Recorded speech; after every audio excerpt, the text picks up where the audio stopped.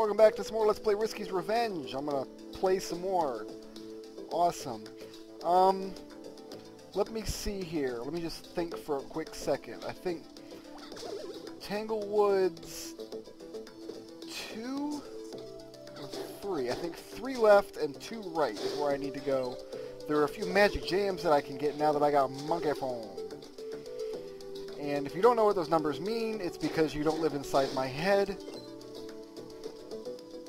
Oh, this is Tangle Woods 4. I need to go to Tangle Woods 3 and Tangle Woods 2.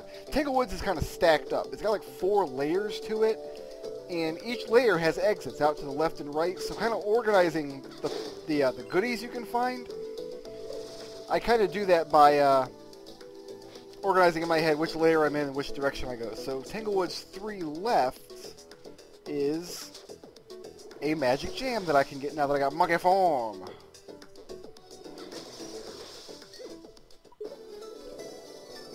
Awesome, and you can save like 2 seconds by just hopping in the hole and going back that way. And then, Tangle Woods 2 right is another magic jam that I can get right now. And I only need 3 magic jams in order to buy the things that I want to buy. And where's my little jump pad? I walked right past it, didn't I? It's up in the branches on this layer. Go Brick Road, there we go. I think I only need 3 magic jams to buy the things that I want to buy. But you know what? You can never have too much magic jam. And that was true even before Risky's Revenge came out. Like, you can never have too much magic. For the same reason you can never have too much magic toast. It's true.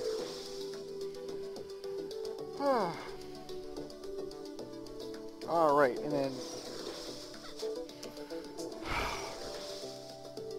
You're supposed to hit the treasure box with your hair and not drop down through the platform like a retard. There we go.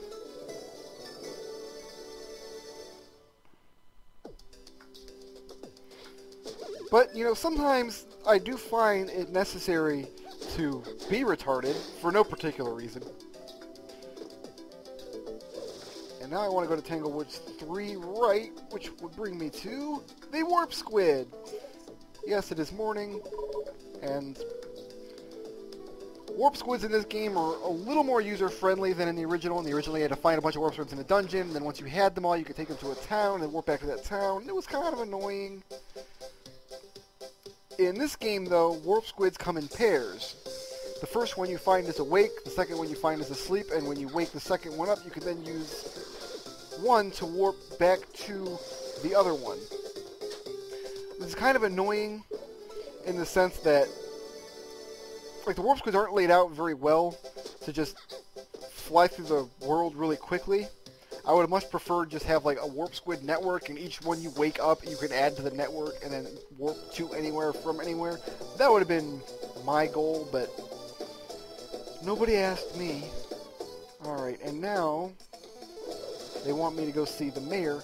Risky's Revenge actually has a structure where you kind of, like, go through a dungeon, and then you gotta run around the overworld for a little while. Which is fine, because after each dungeon, you have new animal abilities, and there's always new places to look, and new obstacles you can clear. Which right now means I can climb walls with the monkey form. Which means I can get up here and find out what lies to the left of Shantae's lighthouse in Polyp Bay. This is another one of those screens which is a lot easier on the iOS version than the DS version. I think it's because the iOS version does not scroll vertically quite as much. The DSi version, it's really easy to scroll the land off the screen, so it's hard to always know where you can jump safely. That cave has stuff in it, but it's stuff that I can't get yet, so just pretend you didn't see it. Seriously, just... Ah, that's a hole! That was amazing. I'm like, why didn't I scream and die? Respawn at the beginning of the screen. It's because Monkey Phone clinged onto the wall. I just love that jump. I'm sorry, I loved it in 8-bits on the Game Boy Color, and I love it still. Alright, well, hop. Can't kill these crabs. That annoys me. That, like, you can't hair whip these crabs to death. That seems like a strange oversight. You just kind of have to jump them. Like, there's a Warp Squid. You can tell that Warp Squid's nowhere near the town. His brother's all the way on the other side of the map, past a really hard water area, and the mayor's going to lecture me for a little while, and then he's going to give me the deed to the town. There we go. Let me skip that part. There we go. Good. No. Talkie. Yeah. Gotcha. I am not enamored by a lot of talkie in my action games. I much prefer to just be, especially games like this, the short, like, clever ones that are very speedrunnable. There's not a good solution to that, though. Because even Super Metroid, it's like I'll play Super Metroid, and I don't want to watch the intro again. I have watched that Super Metroid intro so many times. The last Metroid is in captivity. I don't care. I know. What was I talking about? Okay, that warp squid there, like, that warp squid is not useful for getting you from this area back to town, and it's not useful for getting... the other water area in this game is called Mermaid Cliffs, which will go much later in the game. It's not useful from getting between Mermaid Cliffs and Scuttletown either. It's just there, like, there's one time in the game, I think, where it's really useful. And it's just to get, because you have to, I don't know why I'm spoiling all this, but it's just, so you can get from one end of the, just so you can get from one lake to the other lake, because you have to go explore all the lakes. That's like the only use that particular warp squid pair has. Whereas, if, say, there was a warp squid right outside of Scuttletown, and then another one deep in the Tangle Woods, and then another one on the far side of Pilot Bay, then you can just warp wherever you need to go. And that would have been much more conducive to the end game, you know, treasure hunt, scouring the whole world for power-ups you missed kind of thing. I did it again. Sweet.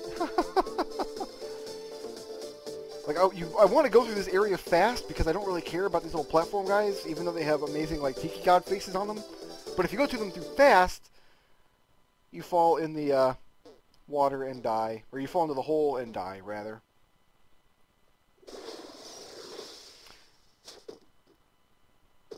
Okay, so now that I have the deed to Scuttletown... Well, first of all, now that I've got a bunch of magic jams and a whole bunch of gems, it is time to go shopping. Yeah. Alright, what is up, homie? Sell me some stuff. Actually, do I have enough money for my, I can buy my super pipe ball. Yes. Nice. Alright, afforded all my pike balls. Now that I'm almost... I'll go ahead and... I'll buy the map, just to show you guys what it looks like, I suppose. Buy some potions. Oh, I don't have enough for magic potions now. Okay, that's okay, though. You can go in here and check out your map. This is what Sequin Land looks like, and you can kind of see how it all fits together. On the DS, obviously, it's a lot more user-friendly because it's always down on your bottom screen where you can see it. But once you know the layout of the world, it kind of... I don't want to say it stops being useful, but once you know the layout of the world, you kind of don't have to reference it as much anymore. Super Pike Ball. It's amazing, okay? It's awesome. Just saying. There's an item called the Magic Fill that I would love to have at this point, but I did not have enough gems. That basically makes it so your magic meter fills up automatically. Or rather, automagically. I'm awesome. But I was not able to afford it. Definitely, though, want to make the Mega Super Ultra Championship Edition Pike Ball a priority in your Shantae career, because it is the most amazing item. It makes mincemeat out of all the boss fights and all the challenge areas. Here's a magic gem in here I'll grab. Yay!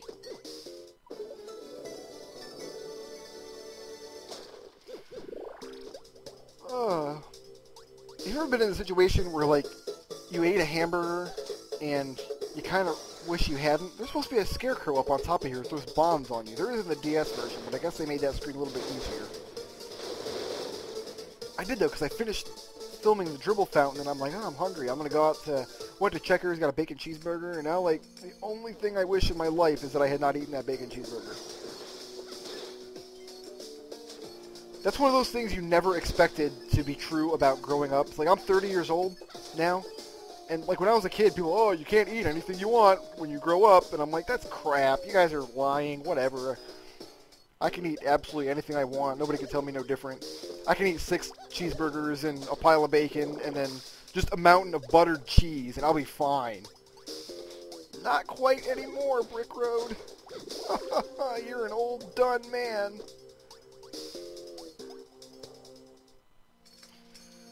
And I think I need monkey form to get up these walls. I kind of prefer monkey form to every other form when I'm just running around, because it jumps a little higher. You saw, like, I got that heart container. And yeah, they're called heart holders. I don't care. They're heart containers, okay? I know what the score is. But it was just like sitting on that ledge in Lilac Fields. You can't actually get up that ledge without monkey form, because regular Shantae form can't jump high enough. Kind of strange, but it is what it is. And I need to go to the Ammo Baron, who is, as I recall, this way. But first, is there a... Yes. Ha ha ha ha ha! Secret area with some gems. You do kind of have to fight the whole game to get gems to afford the things you need, but... And I don't know if they did this on purpose or if this is just a happy coincidence, but towards the end of the second dungeon, there's a room where you can just stockpile a ton of gems all at once. So it's real easy to, going into the endgame, it's real easy to just walk out of there with hundreds and hundreds of gems so you can afford all the stuff you need to buy at the end of the game, which is a nice concession to gameplay, I suppose. Ammo Baron is a crazy character who talks in explosion noises, and now he owns Scuttletown because the mayor is a coward who apparently can't weather like a couple of little minor pirate, not even major pirate attacks, just like Risky Boots shows up once and he's like, oh, I gotta sell Scuttletown to a crazy maniac. I don't know who Ammo Baron wants to wage war on, but first of all, I like his hat, which is awesome. And second of all, one of his soldiers, check this out, this is great. In fact, this might be my favorite NPC in the game. Is it him? I'm watching out for evil. I love that guy. You just keep on looking, man. Like, look at those clouds. That kind of looks like an evil face with like a crazy looking big old nose and a weird mustache. That's why he's watching. Nobody in Sequinland has to worry, because Homeboy is watching out for evil. I love it. Those little purple flying guys are probably the most annoying monsters in the whole game, believe it or not. Very easily dealt with if you got the Mega Pike Ball, though. And more gems over this way. I think it's going to break down. Like, the whole game is probably going to break down in nice little convenient 15-minute blocks. That is really very helpful to me, actually, considering that's the, well, that's theoretically the length of YouTube videos. For some reason, YouTube lets me upload videos of any length that I want, but I still like to try to keep it at or around 15 minutes if possible. Just the way I roll, I suppose. But we're almost done in the little desert cave area. And the game only has 2, like, actual dungeons, like in the sense that the original game had dungeons. But in between the 2, you have what's called the Battle Tower. Before I get to the Battle Tower, I gotta go to this really annoying overworld sequence with all these gold guys, which are easy to kill with the Pike Ball, but I don't want to use up all my magic meter. Now, in the DS version, I'm just gonna jump on all those little gremlin head dudes. I don't even care. In the DS version, I would have the magic fill and some other cool stuff going into this section, because it gives me so many free gems in the beginning. Don't have that luxury now, but I also may not need it. So there we go. There's Sequinland, and you can see I'm down there in the desert, and we're going to pick it up in Battle Tower in the next video. See ya!